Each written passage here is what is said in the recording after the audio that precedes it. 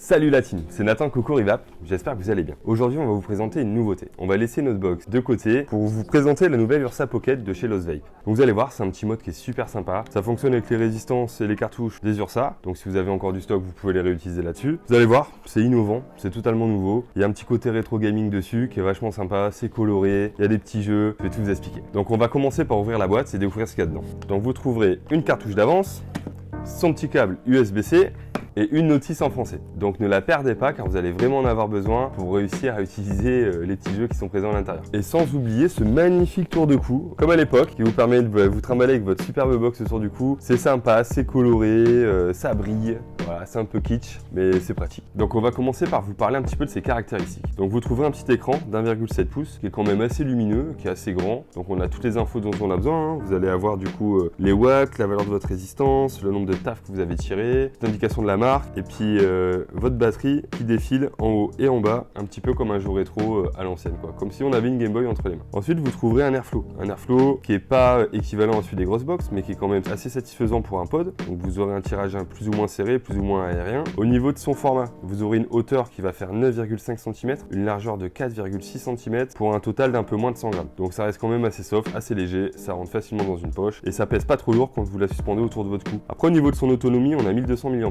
et en puissance, on va pouvoir aller de 5 à 30 watts. À savoir, ça s'utilise avec des cartouches. Comme je vous ai dit, c'est les cartouches Ursa. Donc les cartouches Ursa, vous aurez 3 valeurs de résistance. Vous aurez de la 0,6 qui va se vapoter entre 14 et 22, de la 0,8 entre 12 et 20 et de la 1 ohm entre 8 et 12 watts. À l'arrière, vous aurez un super petit écran qui brille et qui va, une fois que vous appuyez sur votre bouton, vous déterminer l'autonomie restante.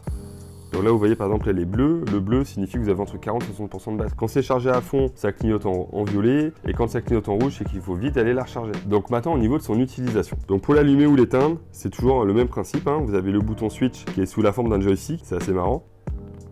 On clique 5 fois et là, allumage de l'écran. Donc vous voyez, on dirait vraiment une Game Boy comme à l'époque, c'est vraiment stylé. Vous avez les boutons plus et moins qui vont être faits avec des petites lettres. Donc A et C pour le moins et C pour le plus. Et le B, ça va être votre menu. Donc vous cliquez dessus, c'est un menu assez simple avec plusieurs modes de jeu. Donc je vais vous montrer un petit peu ça. C'est marrant, ça permet de passer le temps. Donc on navigue, vous pouvez également la bloquer. Comme ça, quand vous la mettez dans votre poche, vous allez sur le menu, vous mettez lock, vous la loquez, tac, et voilà, comme ça c'est verrouillé. C'est-à-dire qu'après, une fois que c'est dans la poche, au moins ça bougera plus votre puissance. Vous garderez votre même réglage et ça évitera de cramer vos résistances. Donc ça c'est un petit plus que beaucoup d'autres pods ne proposent pas. Ensuite on a le mode jeu. Donc le mode jeu, pareil, vous appuyez sur B pour aller dans votre menu et là on va sur Games.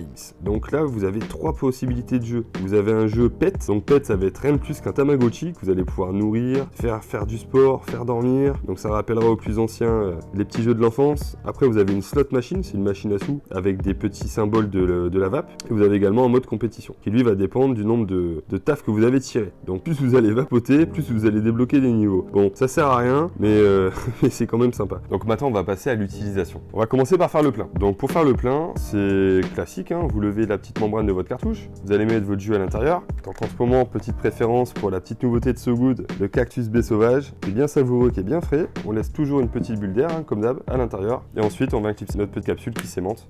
Voilà, tout simplement, et on va tirer sur le tout. On a une vape qui est quand même assez puissante, qui est agréable, qui est douce. Vous pouvez également l'utiliser sans appuyer sur le bouton, simplement en tirant dessus.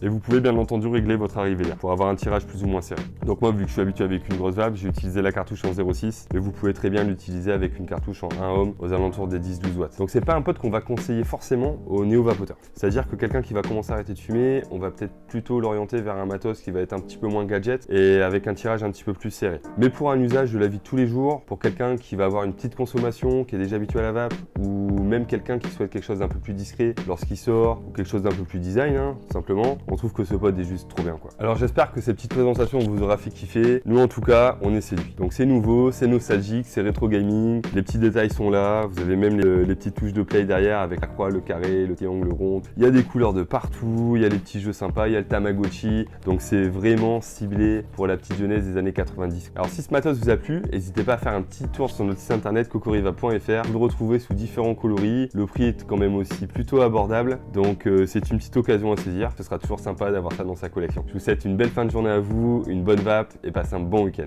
Ciao la team.